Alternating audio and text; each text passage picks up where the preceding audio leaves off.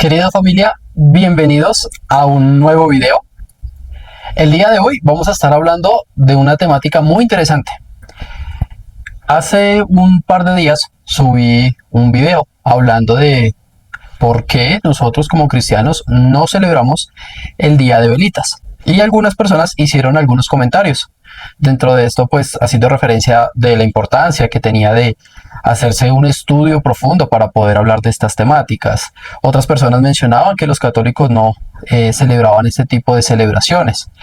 Por lo cual, pues, me parece muy importante poder profundizar en esta temática de María Inmaculada, la concepción de María Inmaculada. Para iniciar, les quiero invitar a que dejen sus comentarios, con respeto, por favor, para saber ustedes qué opinan respecto a lo que voy a hablar. Y les pido que por favor escuchen los argumentos que voy a dar y con base a eso, pues ustedes puedan dar su opinión. Por favor, vea todo el video para entender lo que yo estoy diciendo. Asimismo, quiero mencionar algo muy importante, y es que esto que voy a hacer, este video, se centra en la sola escritura, que es un principio que nosotros como cristianos tenemos, y es nosotros nos regimos por la escritura, por la Biblia, lo que la Biblia dice en su contexto, no solamente lo que un versículo nos da a entender, sino todo el contexto de lo que la Biblia dice.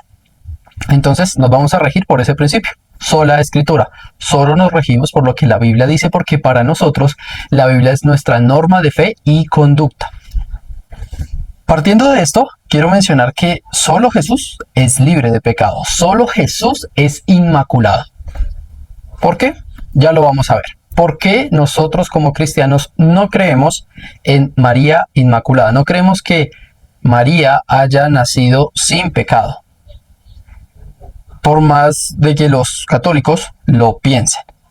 Y pues voy a hacer uso de algo muy importante para los católicos.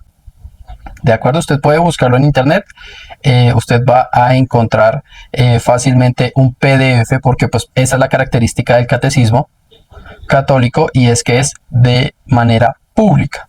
Según Google, el catecismo de la Iglesia Católica es un instrumento de derecho público para la Iglesia Católica. Es decir, es un documento que puede ser consultado, citado y estudiado libremente por todos los integrantes de la Iglesia para aumentar el conocimiento con respecto a los aspectos fundamentales de la fe. Como les menciono, básicamente el Catecismo Católico es un resumen, es un compendio donde se encuentran todas las creencias de la Iglesia Católica. Usted va a poder ver que pues el parámetro 411 de este catecismo señala, y lo voy a leer, dice: la tradición cristiana ve en este pasaje, hablando de Génesis 3:15, dice un anuncio del nuevo Adán, que por su obediencia hasta la muerte en la cruz, o sea, es decir, Jesucristo es el nuevo Adán, repara con sobreabundancia la desobediencia de Adán.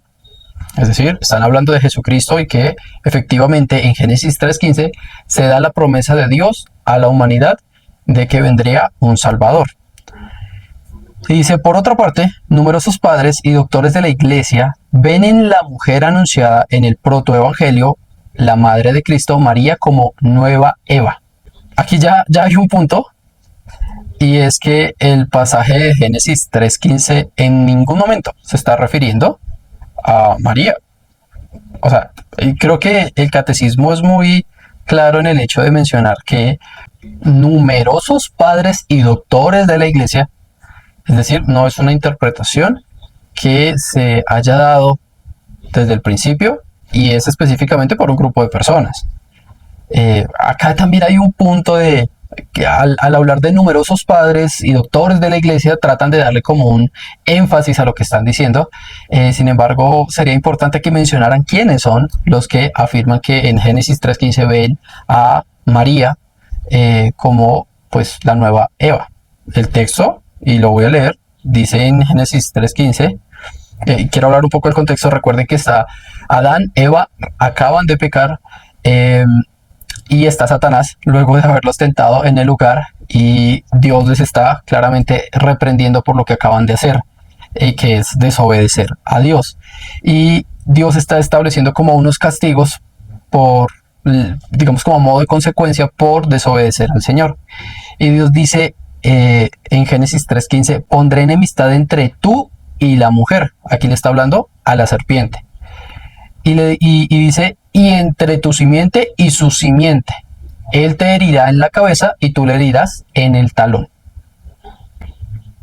El enfoque, les pregunto, es la mujer, o el enfoque es la simiente de la mujer, que es Jesucristo. Si ustedes se dan cuenta, dice, pondré enemistad entre tú, hablando de la serpiente, y la mujer. Tú dices, ah, claro, ahí está claramente la mujer. Dice, y ahí agrega algo, y entre tu simiente, o sea, la simiente de Satanás, y su simiente, hablando de la mujer, es decir, Jesucristo. Él te herirá en la cabeza y tú le herirás en el talón. Ahí no se está hablando de María, se está hablando de que una mujer, una descendiente de Eva, va a dar a luz al Salvador. Eso es lo que está mencionando. Y el énfasis del pasaje es en la acción de ese Salvador. Dice, Él te herirá en la cabeza y tú le herirás en el talón. En ningún momento el pasaje está haciendo referencia a María. Le puedes preguntar a quien sea, pero no va a hablar realmente de María. Dice el catecismo, continuando con el parámetro del punto 411 o 411, ella ha sido la primera y de manera única se benefició de la victoria sobre el pecado alcanzada por Cristo. Fue preservada de toda mancha de pecado original y durante toda su vida terrena, por una gracia especial de Dios, no cometió ninguna clase de pecado. Ustedes se van a poder dar cuenta que pues el catecismo nos da unos pie de páginas. En este caso el número 67. Si nosotros vamos a este pie de página, nos damos cuenta que el énfasis de esta enseñanza se centra en el Concilio de Trento, en 1573. Es decir, esta afirmación se fundamenta sobre la enseñanza de la Iglesia Católica, no es de la Escritura. Es decir, si fuera de la Escritura, en este pie de página número 67 debería aparecer la cita. Génesis 5:28, estoy hablando de cualquier cita. Aparecería ahí si fuera una enseñanza directamente de la Biblia. Pero no lo es. Es algo que ellos se atribuyen directamente como una verdad absoluta. Y eso es lo que tiene un dogma. Y es que cuando el Papa, porque recuerden que el Papa es el representante para la Iglesia Católica básicamente de Dios en la tierra, por lo cual tiene una autoridad, se habla de la inerrancia papal, ¿sí? Por eso el Papa tiene tanta autoridad en la Iglesia Católica, porque lo que él dice es palabra de Dios para los católicos. Así debe ser en todos los aspectos doctrinales. Por eso es tan difícil, y mire que no todos los católicos lo creen, esta enseñanza, pero al ser un dogma, el mismo parámetro de dogma establece que todos los creyentes deben creerlo sí o sí. Entonces vemos que de cierta forma a María se le está tratando de dar un empuje, de llevarla a un nivel que no le corresponde, ¿sí? Entonces de esa manera se trata de buscar a María en el Antiguo Testamento, pero realmente la Biblia nunca habla de María en el Antiguo Testamento. Algunos hablan que María es el arca, pero realmente es tratar de forzar completamente la escritura, porque de hecho Cristo es quien representa, y en Cristo se cumplen son los símbolos del Antiguo Testamento. Es decir, es tratar de darle, y nuevamente lo menciono, énfasis a María cuando no lo merece. Y no quiero ser respetuoso con María, ¿no? María es un ejemplo de una mujer obediente a Dios, una mujer que llegó a ser creyente, ¿sí? Y en el video anterior lo mencionábamos, porque María no creyó en Jesús, porque ella tenía una imagen distinta de lo que era el Mesías, y por eso ella al principio del ministerio de Jesús no creía, no lo seguía. Y pues no voy a tocar ese punto para que usted pueda ver este video y profundice realmente que en este video se está hablando de María Inmaculada. Pero si quiere tocar o ver ese video, ese argumento, aquí le dejo la tarjetica para que usted pueda profundizar en ese aspecto. Muy bien, vamos a ir al parámetro 490 del Catecismo Católico, que es pues hablar específicamente de la Inmaculada Concepción de María. Para ser la madre del Salvador, María fue dotada por Dios con dones a la medida de una misión tan importante. No lo negamos, ¿sí?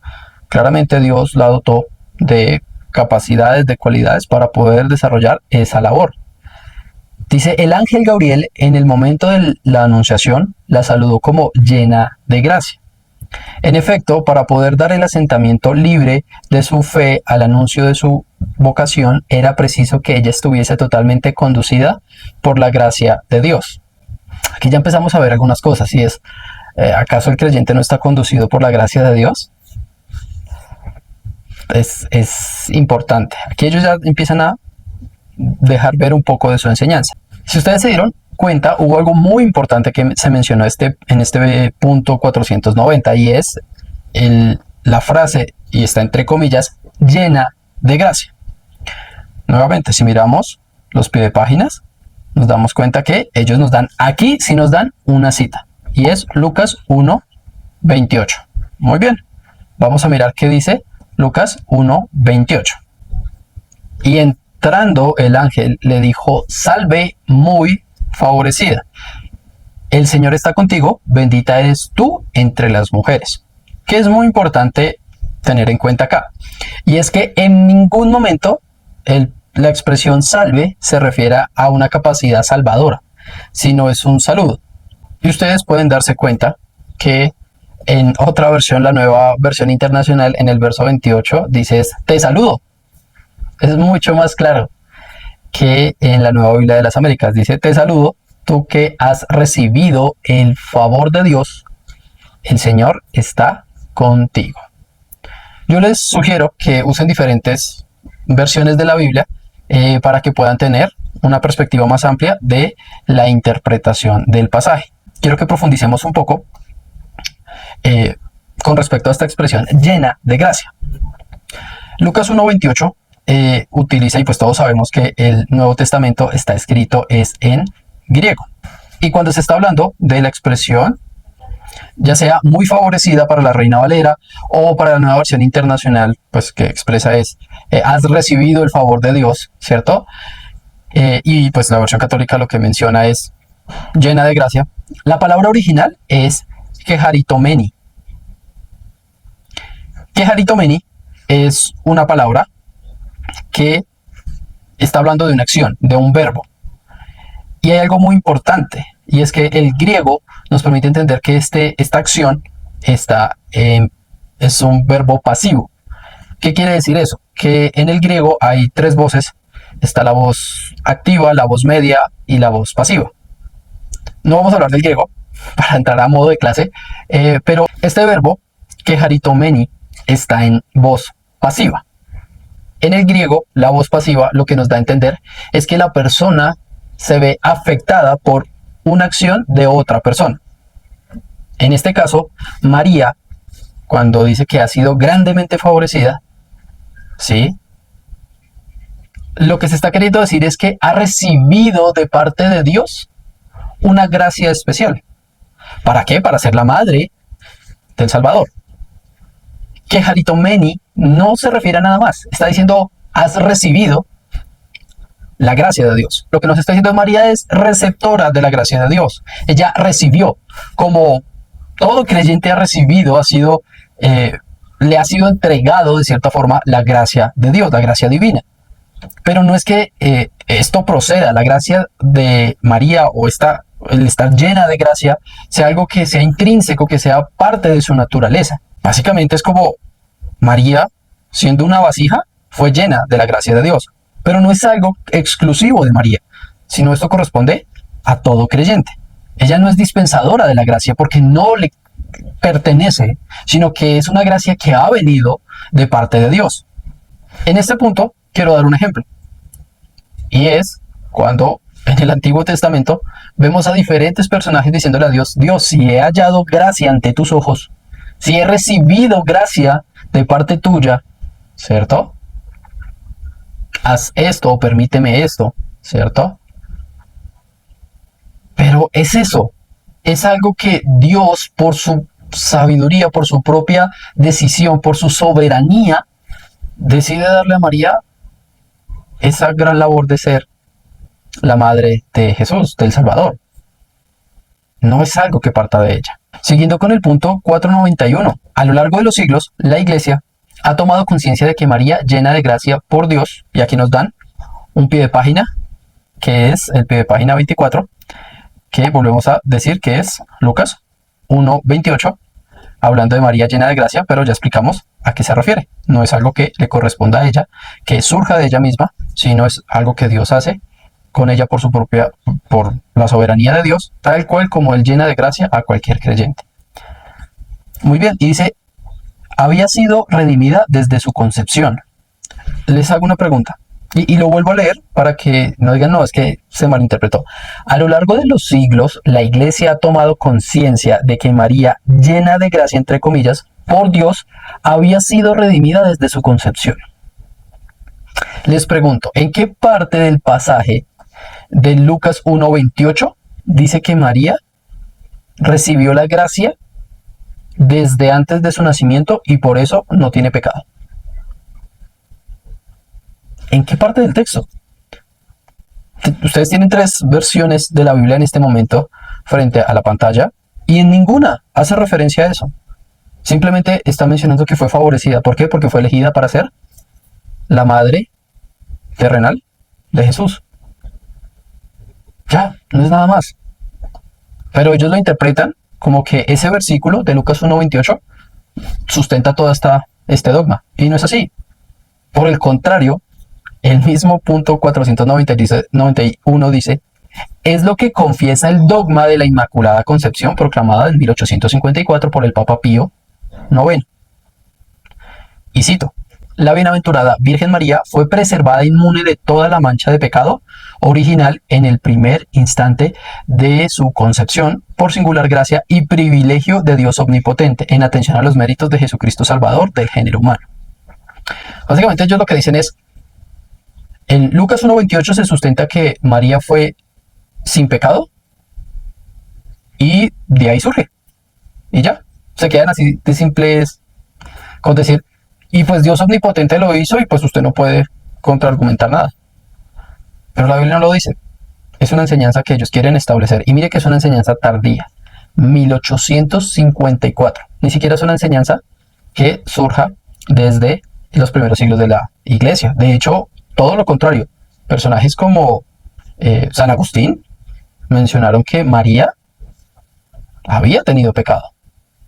Entonces ni siquiera es una enseñanza muy antigua, una tradición súper antigua, sino es más bien reciente, 150 años o menos, o un poco más, perdón. Continuemos. El punto 492 dice, ella, hablando de María, ella es redimida de la manera más sublime en atención a los méritos de su Hijo Jesús. Muy bien, vamos a ver de qué están hablando. ¿Qué versículo de la Biblia lo sustenta? Ninguno. Está hablando es de una enseñanza de la Iglesia Católica. ¿Ven al punto al que voy? Es decir, toda persona católica tiene la libertad de decidir si cree o no cree en esto. Pero no pueden establecerle al creyente, al cristiano, como si fuera una enseñanza bíblica, esta doctrina. Porque la Biblia no lo dice. Y nosotros como cristianos nos regimos bajo la sola Escritura. No hay ningún pasaje bíblico que reafirme esta enseñanza. Continuemos. El Padre la ha bendecido con toda clase de bendiciones espirituales en los cielos en Cristo, más que a ninguna otra persona creada. Listo. Ellos en este pie de página, número 28, van a argumentar de dónde ellos sacan que Dios ha bendecido a María con toda clase de bendiciones espirituales en los cielos en Cristo, más que a ninguna otra persona creada. Dice, wow, Efesios capítulo 1, verso 3. Vamos a ir a ver qué dice este pasaje de la Escritura. Bendito sea el Dios y Padre de nuestro Señor Jesucristo, que nos bendijo con toda bendición espiritual en los lugares celestiales con Cristo. Repito y reitero, que nos bendijo.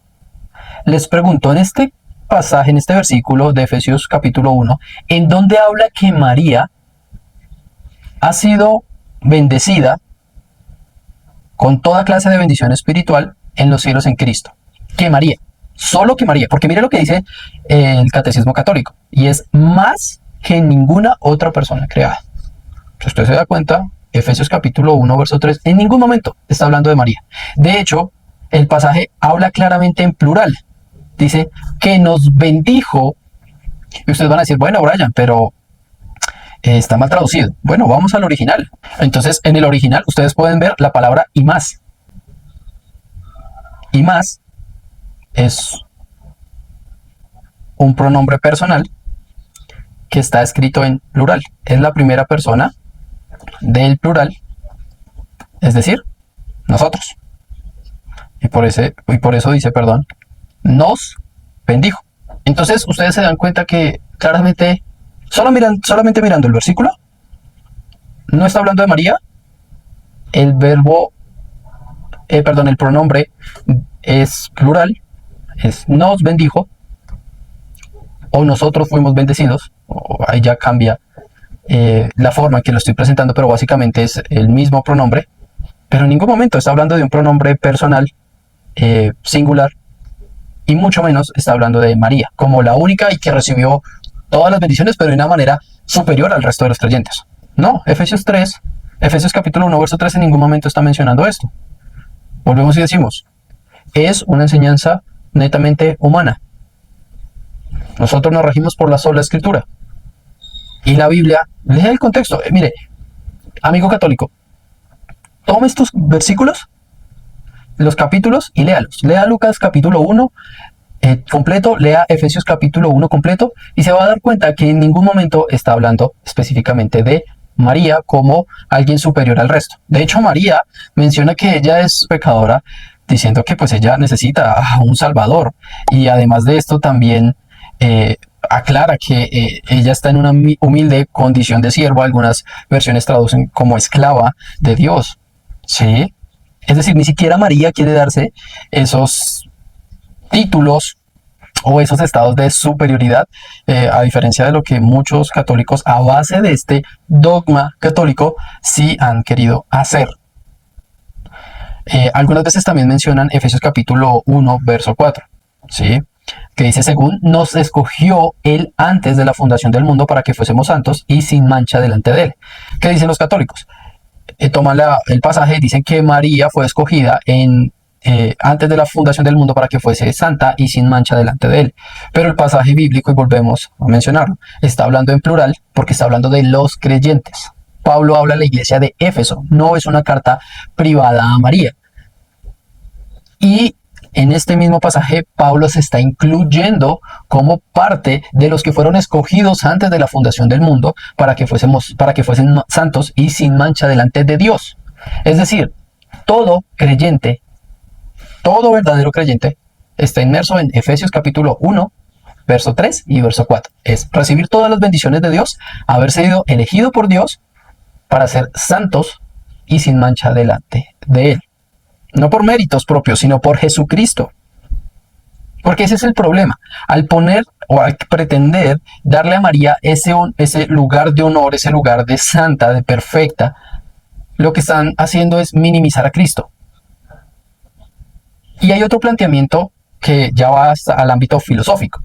Y es que para que Jesús fuera santo, María tenía que ser santa. Y por eso Jesús fue santo, porque María fue santa. Si María hubiera sido pecadora, entonces Jesús hubiese sido contaminado por el pecado de María. Pero acá hay un error, y es que para que María fuera santa, sus padres también tendrían que ser santos, sus abuelos tendrían que ser santos. Y así nos tendríamos que ir a diferentes generaciones, quién sabe hasta dónde, para poder establecer la santidad para la descendencia de María. Perdón, para la ascendencia de María. Y no fue así. María fue pecadora, ella misma lo dice. Ella reconoce a Dios y lo alaba como su Salvador. Reconoce su condición como una sierva. Una humilde sierva. Y eso es lo que la hace ejemplo para la iglesia, ejemplo para el creyente. Que obedeció a Dios a pesar de las implicaciones culturales y sociales a las que se enfrentaba con José, con su familia, con toda la comunidad, el deshonor que representaba que una mujer que no estuviera casada estuviese embarazada. Y ella, a pesar de todo eso, que se le podía venir encima, decidió obedecer a Dios. Eso es lo que a nosotros nos da un ejemplo de obediencia, de sometimiento a Dios, pero en ningún momento la hace santa, la hace perfecta, sin pecado. Vuelvo y les digo, todo esto lo que hace es minimizar la obra y la persona de Cristo.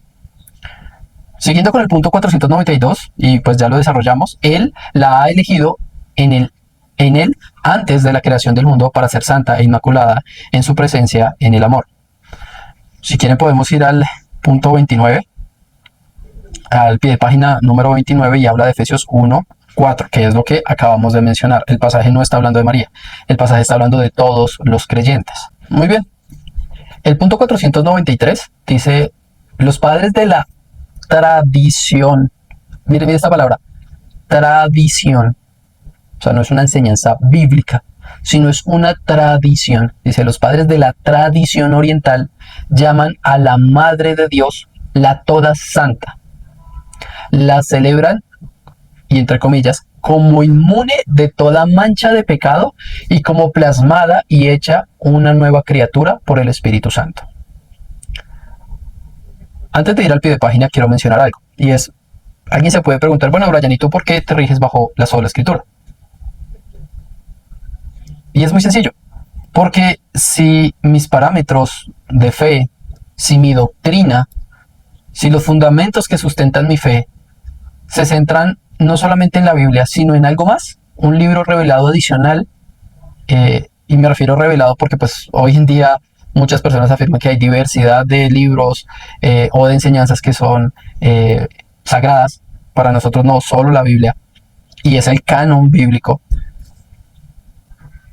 Y es porque si nosotros, nuestra fe depende de lo que al pasar el tiempo decidan como verdad, pues va a ser muy complejo. Les pongo un ejemplo. La esclavitud. ¿Cuántos están de acuerdo con la esclavitud? Yo creo que el 99%, solamente por no generalizar, o incluso creería que el 100% de las personas que están viendo este video no están de acuerdo con la esclavitud. Pero la esclavitud no fue, digamos que negada completamente, no fue prohibida, sino hasta hace poco más de 100 años. O sea que mi norma de fe y conducta puede ser variable según lo que cada contexto y cada cultura determinen como bueno. No, no puede ser así. Porque nos regimos por lo que Dios estableció en la Biblia. Porque la Biblia tiene cumplimiento y tiene validez en todo contexto y en todo tiempo. Los 10 mandamientos tienen cumplimiento y sentido en el momento en que Dios la dio al pueblo de Israel, como en la actualidad. Porque dentro de la Escritura encontramos los parámetros esenciales para salvación, y no en otro lugar. Vamos a hablar del pie de página, el número 30. ¿Qué dice el pie de página número 30? Y encuentran en el pie de página 30 Lumen Gentium 56. ¿Y qué es eso? Es una constitución establecida por el Concilio Vaticano II. Volvemos a mencionarlo. No es un pasaje de la Escritura. Es algo que se estableció en el concilio de la Iglesia Católica. Entonces, esta afirmación de que María fue hecha una nueva criatura por el Espíritu Santo no está en la Escritura. Y no lo enseña específicamente, pero recordemos que María creyó en Jesús y luego caminó con él. Entonces, por ende, el Espíritu Santo sí la hizo una nueva criatura. Y ustedes podrán decir, bueno, Brian, entonces, ¿cuál es el problema? Pues que esto no sucede solamente con María. Es decir, si usted no cree en Jesucristo, y adicional a creer en Jesucristo, el Espíritu Santo no hace la obra en usted de nacer de nuevo, pues usted no es un verdadero creyente. Si usted no ha nacido de nuevo, usted no es un verdadero creyente. Si usted cree en Jesucristo, el Espíritu Santo viene a usted y lo hace nacer de nuevo. ¿Y dónde lo dice? Juan capítulo 3, versos 3 al 8. Le doy el contexto. Jesús está hablando con Nicodemo. Entonces Jesús le dice, Jesús le contestó, en verdad te digo que el que no nace de nuevo no puede ver el reino de Dios. Nicodemo le dijo, ¿cómo puede un hombre nacer siendo ya viejo? ¿Acaso puede entrar por segunda vez en el vientre de su madre y nacer?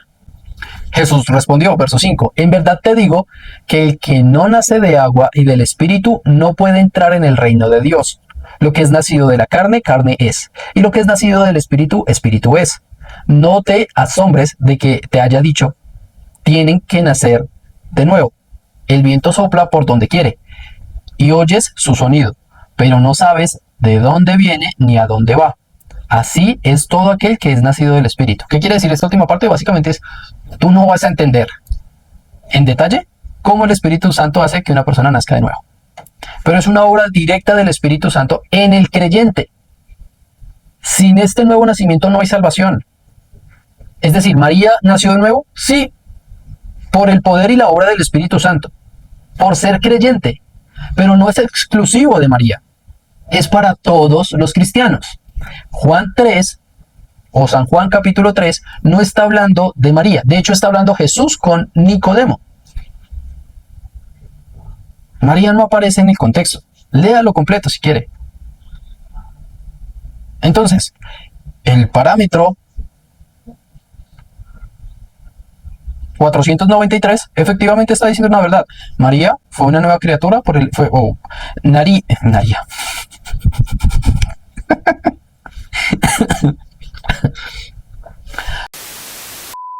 María fue una nueva criatura por el poder del Espíritu Santo, sí, pero no es exclusivo de ella, es para todos los creyentes.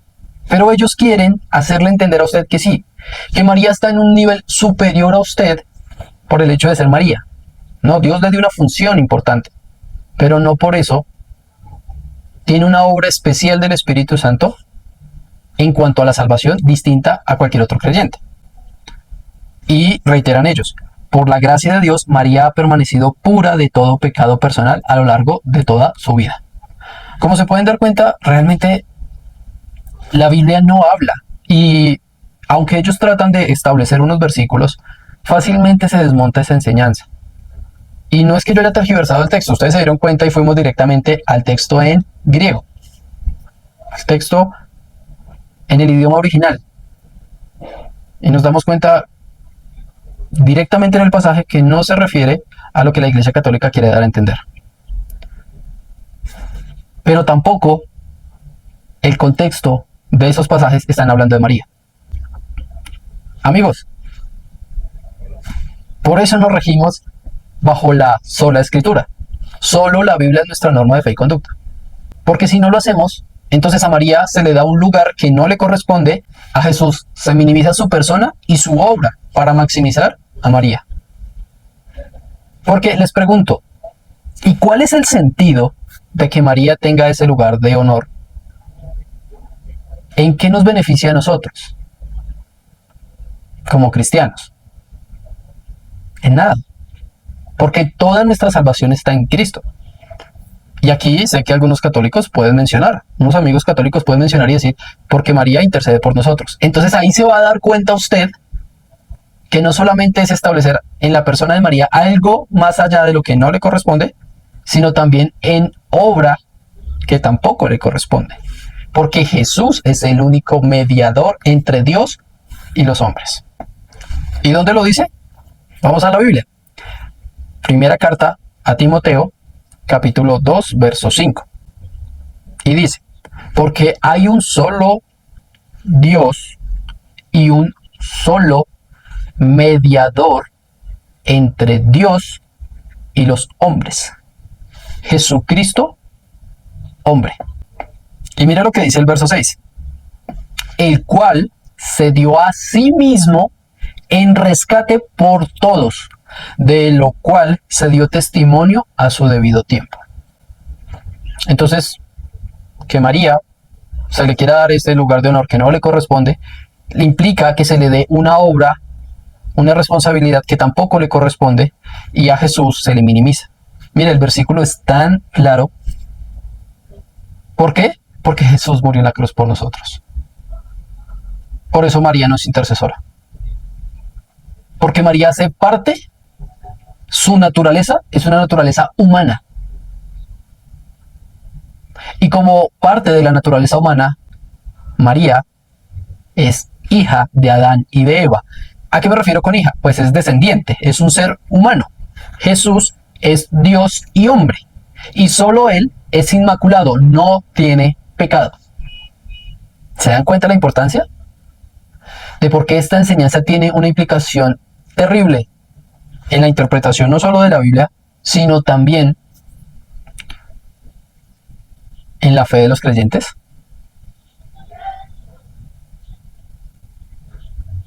Yo le invito para que piense, no me ataque personalmente, no como ha sucedido en algunos videos, que la verdad no me afectan nada, pero me da tristeza porque pierden la oportunidad de analizar, de pensar, de meditar, de profundizar en la fe por centrarse en ataques personales. Creo que ya me han hecho discriminado por ser colombiano, ¿sí? Bueno, pues por mí no hay problema, ¿sí? Pero qué triste que las personas no puedan analizar el mensaje y aprovechar lo que se está enseñando. Otras personas me dicen, no, estudie, ¿no? Yo precisamente traigo los videos porque estudio las temáticas. ¿Usted quién es? No, pues no soy nadie. De hecho, me estoy formando como teólogo.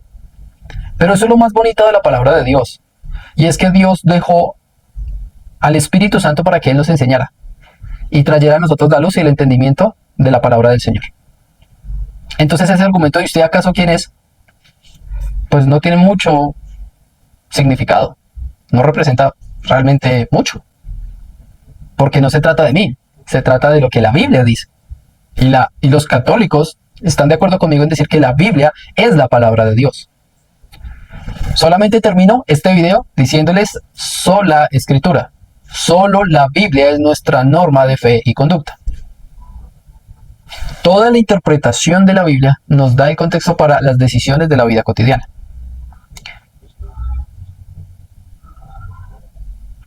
Así que, bueno, queridos amigos, querida familia, les invito para que puedan compartir este material. Nuevamente les invito a que dejen sus comentarios de manera respetuosa. Y pues nada, por mi parte, no es más. Nos veremos en un próximo video confiando en Dios. Que el Señor los bendiga.